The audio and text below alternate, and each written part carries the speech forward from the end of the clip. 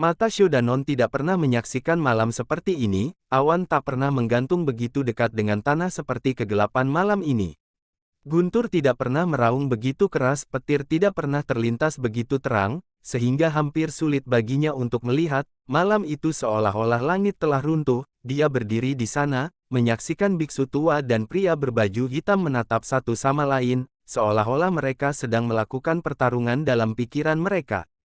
Tiba-tiba, ia mendengar petir bergemuruh keras, begitu keras sehingga dia syok dan membuat telinganya berdengung. Ia menjadi saksi turunnya rentetan petir dari langit, turun ke bumi dan jatuh di atas pedang pria berbaju hitam itu. Pada saat itu, tubuh pria berpakaian hitam itu seakan-akan membengkak, matanya terbuka lebar seolah-olah akan meledak. Sementara itu, seluruh kuil itu diterangi cahaya yang kuat seterang fajar. Petir menari di atas ujung pedang di malam hari begitu indahnya sehingga Shodanon menahan napasnya, dan, di mata Puzi, ia tampak bersemangat. Apakah ini kekuatan sejati dari Tao? Pria itu hanya mengeluarkan sebuah teriakan keras, tangan kirinya menunjuk Puzi, guntur meraung dan pedang terbang menuju Puzi, membumi hanguskan segala hal yang dilewatinya. Puzi mengambil 3 langkah mundur, menghapus simbol yang ia buat sebelumnya, mengatupkan kedua telapak tangannya bersama-sama, dengan hikmat, seluruh tubuhnya menyala dengan cahaya emas yang samar. Puzi berbisik, Buddha Maha Welas Asih.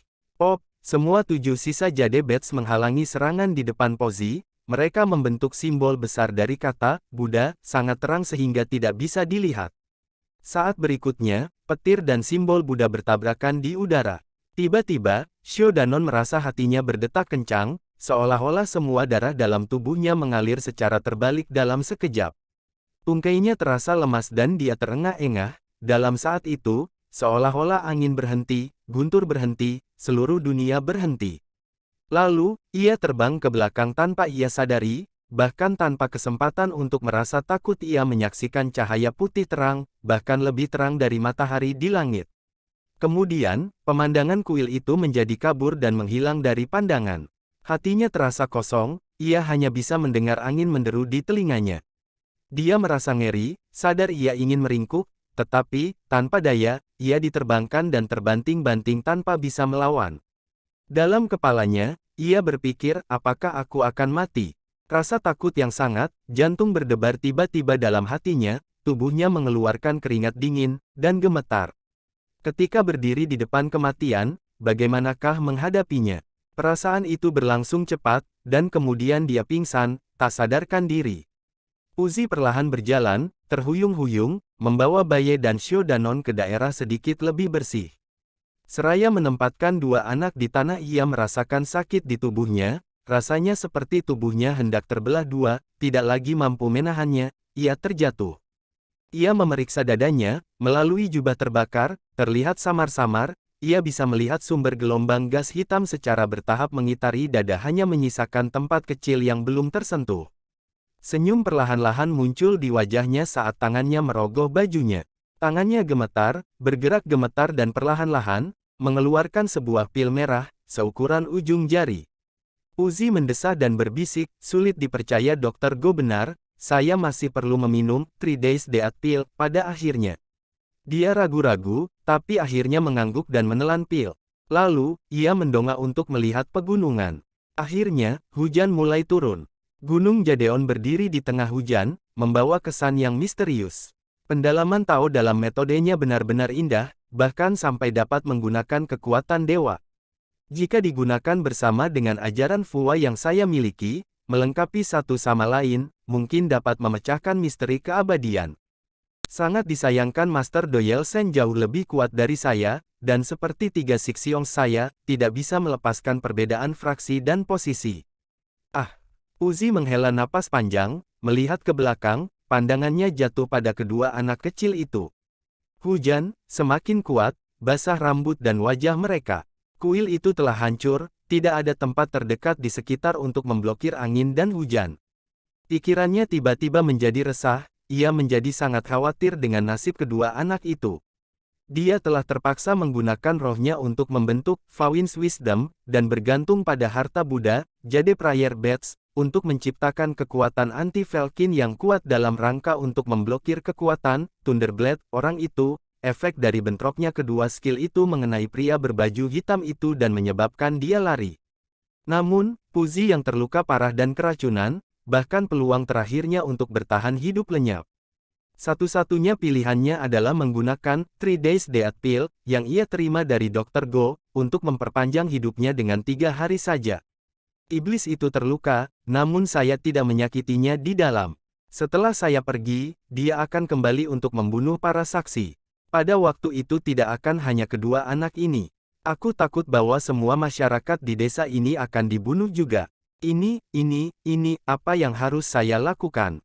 Puzi menjadi sangat bingung, walaupun pengetahuannya sangat tinggi, dia tahu suatu hari ia harus mati. Selain itu, ia menemukan dirinya mengkhawatirkan tentang kehidupan orang yang tidak bersalah, namun, kelihatannya pria berbaju hitam itu tampaknya memiliki status tinggi di Jadeon, dan jika Puzi bergegas naik gunung untuk mencari bantuan, dia takut hal itu tidak akan ada gunanya. Dalam pikirannya situasi ini adalah sesuatu yang sangat ia sesalkan, namun, ada sesuatu yang lain, yang adalah keinginan besar dalam hidupnya. Suatu tugas dia ingin melihat selesai. Ia hidup saat ini sebagai salah satu dari Force Kaisong Divine Monks, dikagumi oleh dunia, dihormati oleh orang lain, tetapi baginya, lebih penting adalah, teka-teki di balik kehidupan dan kematian, melepas simpul keabadian. Namun, 50 tahun yang lalu, dia sudah sadar bahwa bagaimanapun lama ia telah berlatih ajaran Fuwa ia hanya dapat meningkatkan praktik kemampuannya, dan ia tidak bisa memecahkan teka-teki kehidupan dan kematian. Dia merenung selama beberapa dekade, terlintaslah suatu pemikiran yang belum pernah terpikir sebelumnya. Saat ini, Fuwa, Dagos dan Velkin dipandang sebagai 3 kepercayaan yang paling besar, dan menjadi dasar segala ilmu sihir. Velkin telah mengembangkan reputasi yang buruk, setelah melakukan hal dengan cara-cara kejam yang tidak bisa diterima masyarakat banyak, namun, Dagos, pelatihan intensif dengan kemampuan yang luar biasa dikombinasikan dengan ajaran-ajaran Fuwa, masing-masing memiliki kekuatan mereka, jika bergabung dalam belajar, akan mampu memecahkan simpul misteri keabadian. Tetapi prospek pemikiran seperti itu tidak pernah terlaksana, pemikiran terbukanya selalu ditentang oleh para Sixiongs-nya. Mereka mengatakan itu semua adalah pemikiran jahat, yang berasal dari iblis. Ia telah mengunjungi banyak fraksi Dagos yang berbeda, Jadeon pun ia telah mengunjungi beberapa kali, namun setiap kali Master Doyal Sen menolak. Berpikir tentang ini, dia mengeluarkan senyum, sambil mencela dirinya sendiri muncullah pemikiran dari dalam dirinya, sekarang saya hanya punya 3 hari untuk hidup, apa gunanya keinginan untuk mencapai keabadian ini? Meskipun ia berpikiran terbuka, ketika melihat 2 anak meletakkan di tanah dan, tidak mampu memikirkan cara yang baik, ia menolehkan wajahnya ke kiri. Melihat, di kejauhan, ada sebuah pohon pinus yang masih dapat menahan sedikit angin dan hujan, lebih baik daripada tidak, ia mengangkat kedua anak itu dan berusaha berjalan ke sana. Dengan susah payah ia mengangkut kedua anak itu, dan berusaha berjalan perlahan sampai di bawah pohon, dengan hati-hati ia menempatkan 2 anak ke tanah. Puzi, yang kelelahan, tiba-tiba duduk dan terengah-engah, bahkan bernapas pun sudah terasa sangat berat. Ini adalah ungkapan Taois, yang memancarkan kemarahan dan kesedihan, diucapkan Puzi ketika berada di bawah pohon itu. Langit gelap bagai tinta hitam, meliputi dunia. Awan gelap merentang rendah ke tanah, hujan turun dari langit, angin bertiup dingin, setiap tetes hujan di wajah membawa rasa dingin dan resah ke hati Puzi, dia menatap langit, berkecut hati melihat pemandangan tersebut, melihat kedua anak dan berbisik, 2 orang Xiao Shizu, biksu tua ini ingin membantu, tetapi tidak memiliki kekuatan. Semuanya terjadi karena aku, tapi membahayakan kalian berdua, ini dosa. Ia melanjutkan seraya mendesah, jika kalian berdua adalah murid Jadeon, sekarang di Gunung Jadeon, berada di antara orang-orang itu, harusnya kalian lebih aman, tapi sekarang, tiba-tiba, Puzi terkejut dengan mulut menganga, ia terus mengulang-ulang, murid Jadeon, murid Jadeon. Pikirannya berpacu, sepertinya memikirkan sesuatu dengan mata yang kosong. Setelah beberapa saat, seluruh tubuhnya mulai berkeringat. Kemudian, dalam matanya, untuk alasan yang tidak diketahui kegembiraan mulai muncul lagi. Dia tertawa, ada tanda-tanda kegilaan dalam tawanya itu. Menakjubkan, menakjubkan. Meskipun saya tidak dapat hidup lama, jika saya mewariskan ilmu Fuwa saya pada salah satu dari mereka, kemudian menempatkan dia di Jadeon berlatih Dagos, bukankah ini seperti membunuh dua burung dengan satu batu, mampu menyelamatkan kehidupan mereka dan masih dapat mewujudkan keinginanku? Ia langsung berfokus pada tugas yang sekarang ada di pikirannya, seluruh tubuhnya sangat bersemangat, pipi dan matanya pun memerah, tanpa sadar ia memandang Baye dan mengulurkan tangannya. Tapi begitu tangannya setengah terulur ia berhenti, pemikiran di dalam pikirannya, ini sangat penting, hari ini perbedaan fraksi sangat penting, terutama belajar ajaran-ajaran rahasia di balik seorang master lain. Jika ketahuan bahwa ia belajar ajaran Fuwa dari saya, ia tentu akan mati. Baye mempunyai kualitas yang sangat baik, jika ia berada di Jadeon, para master akan memberikan banyak perhatian kepadanya. Pada usia mudanya ini saya takut bahwa dia tidak bisa menyembunyikan rahasia besar ini. Begitu ia memikirkan hal ini, pikirannya mulai berubah, matanya mengikuti, beralih ke Shodanon, kemudian dia mengingat hari ia melihat bahwa anak ini lebih suka mati daripada menyerah dalam suatu perjuangan oleh karena emosi dan kekerasan kepalanya. Uzi mengangguk kepalanya dan berkata, kualitasnya tidaklah begitu baik, tapi itu tidak masalah, karena masa depanmu sepenuhnya tergantung pada dirimu sendiri. Selesai berpikir, dia tidak ragu-ragu lagi, ia mengulurkan tangannya dan memukul Shodanon beberapa kali, menggunakan kekuatannya yang terakhir untuk membangunkannya. Shodanon bangun, mata kabur dan telinganya masih berdengung. Butuh beberapa saat sebelum ia kembali normal dan bisa melihat hal-hal di depan dirinya sendiri, tiba-tiba, rahangnya menganga karena terkejut. Dia bisa melihat sang biksu tua, terluka di mana-mana di tubuhnya, duduk di depannya. Sisi kiri tubuhnya terbakar, menghitam dan hampir membusuk, dan di wajahnya tampak lesu dan kuyu. Dia tampak seolah-olah ia akan mati. Dia tidak tahu mengapa, tetapi biksu tua tampak bersemangat, tersenyum. Selain itu Shodanon juga bisa melihat temannya Baye diletakkan di samping tanah di sisinya, tak sadarkan diri. Apa yang kau lakukan? Shodanon membeku selama beberapa saat sebelum bertanya. Uzi tidak menjawab, dia malah menatapnya dan bertanya, anak muda, sedang hujan di sini, kamu seorang anak kecil, mengapa datang ke tempat terpencil ini? Shodanon sedikit terkejut dan menjawab, saya melihat Anda berdiri di kuil pada waktu senja, kemudian aku melihat bahwa akan hujan dan tahu kuil itu telah rusak parah, saya pikir Anda akan kedinginan, jadi aku datang untuk memberikan sesuatu untuk Anda makan. Bibir Puzi bergerak sedikit, menempatkan telapak tangannya ia berkata, bagus, bagus semua hal ditakdirkan untuk terjadi, Buddha Maha Welas Asih. Shodanon menanggapi dengan rasa ingin tahu, apa katamu? Puzi tersenyum, biksu tua ini mengatakan bahwa tampaknya Xiao Shizu dan saya telah dimaksudkan untuk saling bertemu jika begitu, biksu tua ini mempunyai satu incantation, mantra Fuwa khusus, mungkin, Xiao Shizu bersedia untuk mempelajarinya. Shodanon menjawab, apa itu incantation? Puzi terkejut, lalu tertawa, ia mengulurkan tangannya yang kurus, menyentuh kepala Shodanon dan berkata, itu tidak rumit, hanya mengajarkan kamu beberapa metode pernapasan. Setelah kamu mempelajarinya, saya juga ingin Anda untuk janji kepada saya beberapa hal, oke? Shodanon tampaknya mengerti, dia menjawab, katakan saja, Pak Tua. Puzi berkata, kamu tidak boleh membicarakan tentang hal ini kepada orang lain, bahkan kepada kerabat terdekat kamu tidak boleh berbicara tentang hal ini, kamu bisa melakukan itu. Shodanon mengangguk kepalanya dan menjawab, aku mengerti, aku tidak akan mengatakannya bahkan di bawah ancaman hukuman mati.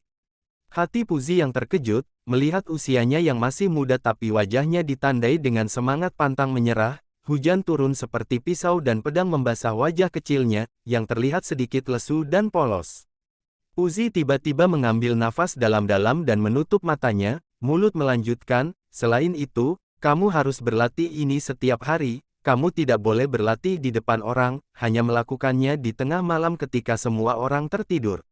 Yang terakhir, jika tidak terkait dengan masalah hidup dan mati kamu tidak boleh menggunakan mantra ini, jika tidak, kamu akan mengalami masalah besar. Sampai sini, ia kembali membuka matanya, menatap Shodanon ia berkata, kamu bisa melakukan itu. Shodanon ragu-ragu, memiringkan kepalanya ke satu sisi dan menggaruk-garuknya. Dia tampak bingung, tapi akhirnya mengangguk dengan pasti. Puzi tersenyum, dan kemudian tidak banyak bicara, ia mulai mengajari Xiao Danon satu set incantation. Incantation itu tidak benar-benar panjang, hanya sekitar 1000 kata secara total, namun incantation itu sulit untuk dipahami dan didalami maknanya. Xiao Danon menggunakan semua usaha dan kemampuan mengingatnya dan, setelah sekitar 6 jam, ia telah hafal semuanya.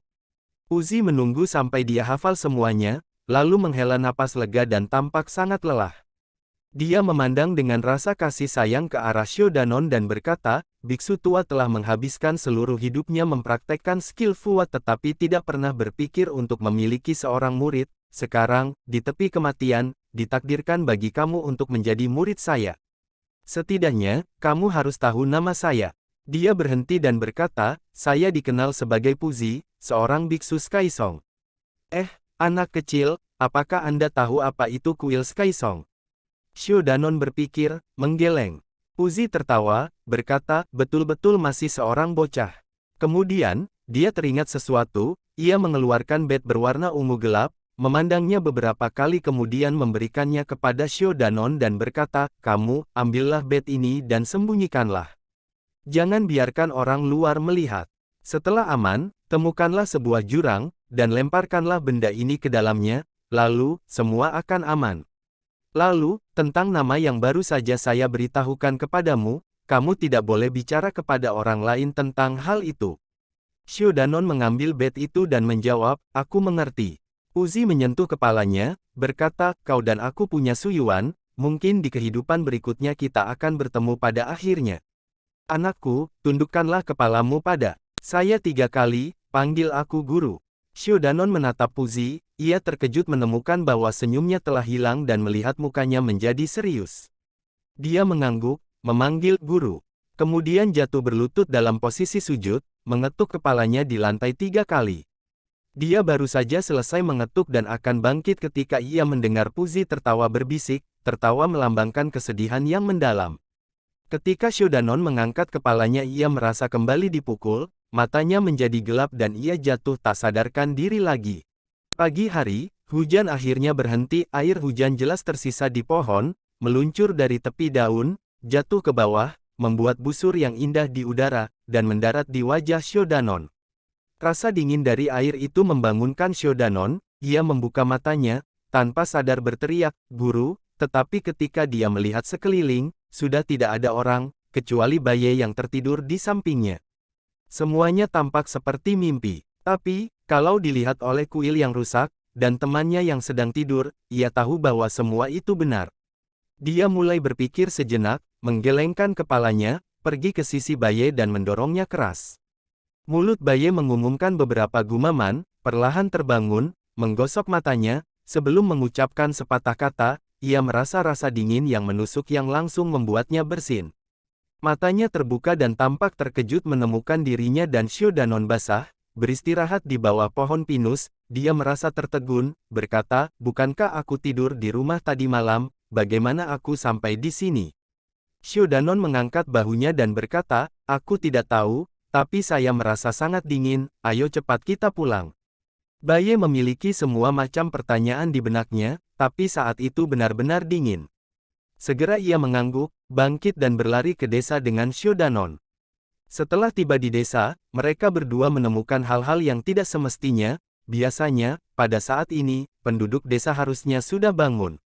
Namun, hari ini, situasi desa sangat tenang, bahkan bayangan orang pun tidak terlihat dan, dengan hembusan angin pagi hari bau darah tercium samar di udara.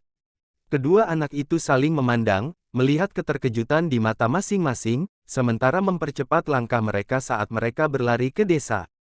Tidak butuh waktu lama bagi mereka untuk mencapai pintu masuk desa. Di sana mereka melihat, di tanah di tengah desa, terbaring lebih dari 40 keluarga dari desa Grace Temple, 200 orang, tua dan muda, pria dan wanita, yang bertebaran tanah, tubuh yang sudah kaku menjadi mayat, darah mengalir bak sungai, lalat berdengung terbang di sekitarnya, bau amis darah melayang di udara. Baye dan Xiao Danon, terkejut seperti melihat adegan yang mengerikan, menjadi shock, menjerit dan pingsan. Setelah rentang waktu yang tidak diketahui, Xiao Danon terbangun, tiba-tiba duduk, terengah-engah, tangannya sedikit gemetar. Ketika dia pingsan, pikirannya penuh dengan wajah hantu, tulang berdarah dari orang-orang yang mati, mimpi buruk yang mengerikan.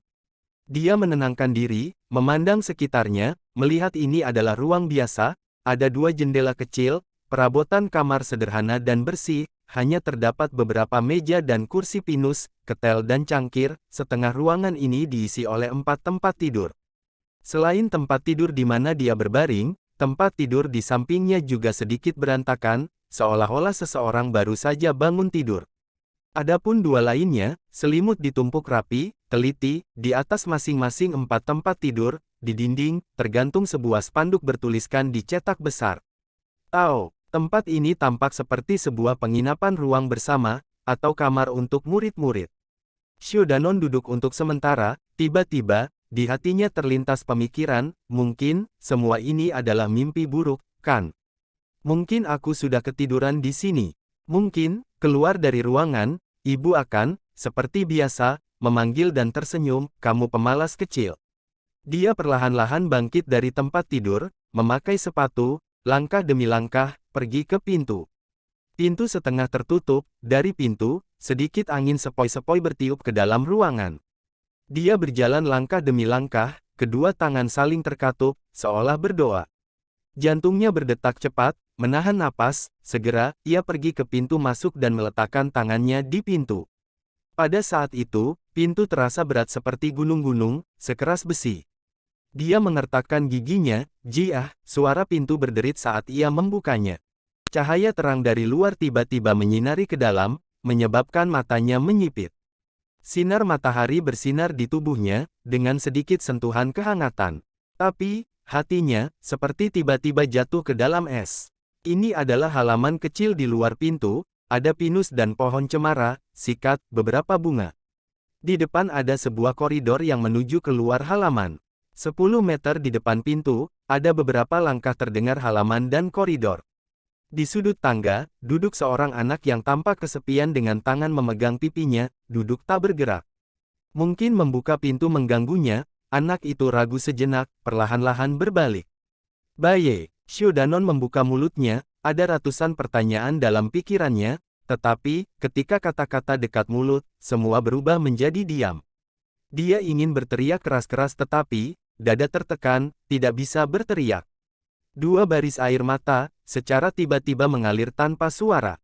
2 anak, begitu saja, dalam diam, melihat satu sama lain pada mata. Dari jauh, terdengar nyanyian burung-burung di langit biru, awan putih. Xiao Danon duduk di tangga di sisi lain, kepala di bawah, melihat bebatuan di halaman itu. Di halaman kecil, keduanya duduk berdiam diri. Setelah lama, Baye berkata perlahan, "Saya terbangun lebih cepat dari kamu. Ada beberapa orang di ruangan itu, saya bertanya pada mereka, di sini adalah Gunung Jadeon, Peak of Widows." Xiao Danon berbisik, "Gunung Jadeon." Baye mengatakan, "Dengarkan," kata mereka, "beberapa murid Jadeon lewat melihat desa kita." "Desa, di sini," suaranya tidak terdengar lagi dan dia terisak. Dia meletakkan tangannya untuk menggosok matanya dengan kuat, meregangkan napas, lalu berkata, "Lalu, mereka menemukan kita di desa dan membawa kita ke pegunungan." Mulut Xiao Danon bergerak sedikit, tapi masih tidak mengangkat kepalanya, dan berkata, "Apa yang akan kita lakukan, Jingyu?" Nama China Baye. Baye menggeleng sedih dan berkata, "Saya tidak tahu."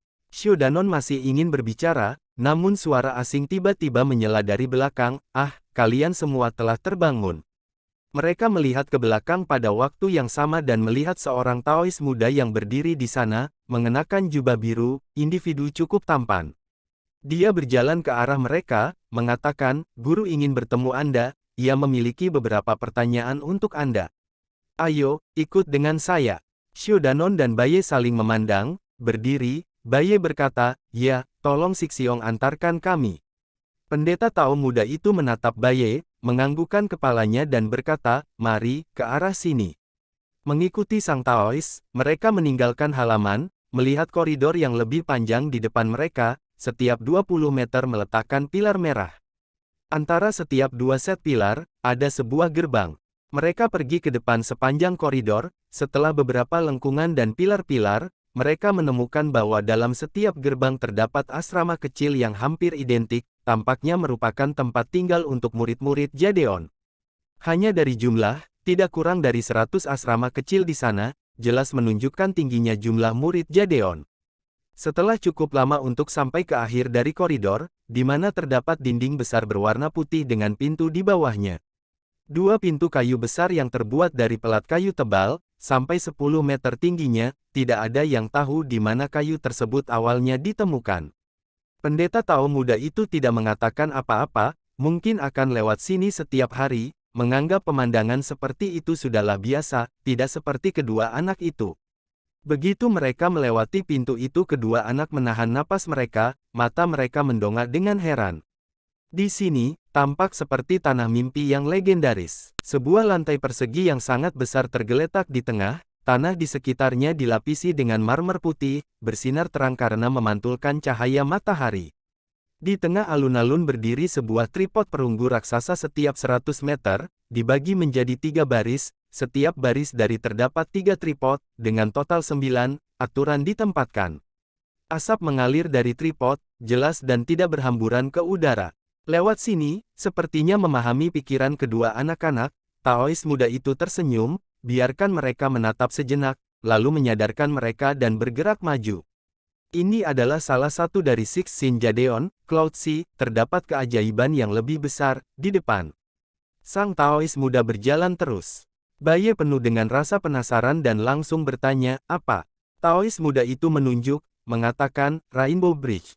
Kedua anak menoleh, melihat di kejauhan di ujung alun-alun, di belakang kabut dan awan, melihat sesuatu yang berkilauan, mereka mempercepat langkah mereka dan melakukan perjalanan ke depan. Suara air menjadi terdengar, diikuti oleh suara-suara aneh beberapa seperti guntur, yang datang dari tempat yang tidak diketahui.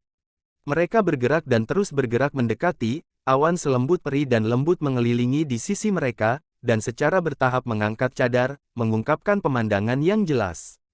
Sebuah jembatan batu itu ditempatkan di akhir lantai yang berbentuk persegi, dengan tidak ada kursi atau dermaga, melintasi langit, bepergian dari satu sisi alun-alun, mengarah jauh ke awan, seperti naga ke langit. Suara lembut air datang, di bawah sinar matahari seluruh jembatan bersinar warna-warni dengan 7 warna seperti pelangi jatuh ke dalam bumi. Xiao Danon dan Baye tertegun. Taois muda itu tersenyum dan berkata, mari, kita berjalan lagi, kemudian menuju ke jembatan batu. Menjejakkan kaki ke jembatan batu, dua anak-anak menemukan bahwa ada air mengalir turun di kedua sisi tepi jembatan, sangat jelas, namun tengah tetap kering. Matahari bersinar melalui awan di jembatan, tetapi juga karena air, cahayanya berubah menjadi pelangi yang cemerlang. Pendeta Tao itu melihat kegembiraan di mata mereka. Sedikit khawatir, dia berkata, kalian harus berhati-hati, jika kalian tidak sengaja jatuh ke bawah, kalian akan berakhir di jurang tak berdasar, kalau itu sampai terjadi, kita bahkan tidak akan punya jasad untuk dikuburkan. Xiao Danon dan Baye kaget, mereka cepat-cepat memalingkan pandangan mereka, dan berjalan dengan hati-hati. Rainbow Bridge ini sangat panjang dan tinggi, ketiga orang itu berjalan sepanjang jembatan, merasa semua awan di sekitar mereka secara bertahap tenggelam di bawah kaki mereka, mereka mengerti bahwa mereka semakin tinggi.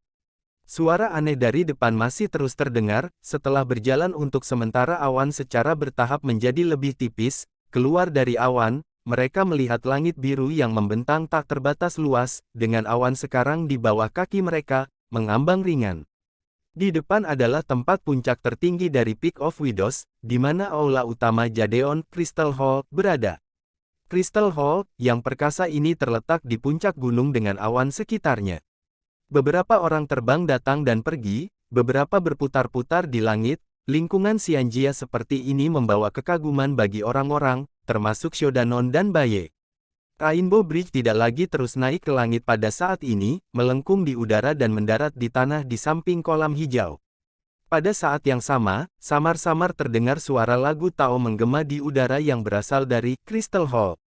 Suara aneh dari sebelumnya juga terdengar semakin keras. Tiga orang itu turun dari Rainbow Bridge, di samping kolam ada satu set batu pijakan besar yang terletak dari sisi kolam ke pintu aula kristal. Air dalam kolam hijau itu sangat bening, sejelas cermin, bayangan gunung Jadeon terlihat jelas. Mereka naik ke batu pijakan itu dan hendak berjalan menuju pintu, tiba-tiba, suara gemuruh muncul dari dalam kolam, seperti suara guntur. Itu adalah suara-suara yang mereka dengar sebelumnya. Sang Taois muda telah mengambil tindakan pencegahan, tubuhnya mengapung ke atas, melayang ke belakang ke 20 meter, menjauh dari kolam, dan berhenti di udara. Bagaimanapun, tidak ada jalan bagi dua anak melarikan diri, tiba-tiba, tubuh mereka tersiram dengan air kolam. Tapi, mereka tidak menyadari situasi mereka sendiri, hanya menatap raksasa di depan mereka, yang tingginya sekitar 5 meter, dengan kepala naga dan tubuh singa, kulitnya ditutupi dengan sisik, mata yang seperti raksasa dan mulut yang besar dengan dua taring yang tajam bersinar di matahari, wajahnya muram, menakutkan bagi siapapun yang melihatnya. Sang raksasa itu mengguncang tubuhnya, mengepakkannya di angin, menyemprotkan air kemana-mana, dan kemudian, seakan menemukan sesuatu, menjulurkan kepalanya ke arah kedua anak itu. Shiodanon dan Baye melihat monster raksasa itu memiliki ukuran kepala yang lebih besar dari ukuran badan keduanya, dalam sinar matahari, gigi yang tajam jelas terlihat menonjol dari mulutnya. Melihat taring itu lebih dekat, rasa takut mereka semakin menjadi-jadi. Mereka saling bergandengan tangan, jantung berdebar-debar dengan cepat. Pada saat ini, sang Taois muda melayang kembali lebih dekat, menempatkan satu tangan di depan dada, dengan hormat mengatakan, "Mr. Spirit, gurulah yang secara khusus memanggil mereka." Rakasa memelototi dia, rip, dan mengibaskan hidungnya, sepasang mata besar itu bergulir seraya sang monster menggunakan otaknya untuk memahami situasi. Kemudian, mengabaikan ketiga orang itu, ia berjalan ke samping, meletakkan tubuhnya di tanah kering di samping kolam, menguap, menurunkan kepalanya ke bawah dengan malas, dan tertidur di bawah matahari. Sang Taois muda menceritakan kepada dua anak yang tampak terkejut itu sambil terus berjalan, katanya, "Mr. Spirit merupakan binatang purba dijinakkan oleh pemimpin fraksi kami, Master Jadelif 1000 tahun yang lalu, yang disebut Water Kirin. Tahun itu, saat Master Jadelif memperluas Jadeon, membunuh banyak pengikut aliran sesat, Water Kirin juga banyak membantu kami. Sekarang, ia adalah pelindung gunung, orang-orang memanggilnya Mr. Spirit." Setelah selesai berbicara, ia membungkuk kepada Water Kirin. Shiodanon merasa seperti bermimpi, tapi ditarik oleh Baye, wajahnya tampak serius, kemudian menundukkan kepalanya dengan hormat ke arah Water Kirin, diikuti Shiodanon. Water Kirin tidak melihat, tidak bergerak, namun mengeluarkan suara dengkuran keras dari hidungnya. Setelah selesai member penghormatan, ketiga orang itu berjalan lagi. Setelah melalui pijakan batu di kolam itu, sebuah plakat emas dapat terlihat, dengan kata-kata yang tertulis di atasnya, Crystal Hall. Sesampainya di depan aula besar, sebuah pintu terbuka lebar, dengan interior yang cukup terang, di dalamnya terdapat patung Yuan Shi Tianzun, Lingbao Tianzun dan Tao Te Tianzun, ketiga patung Sun King.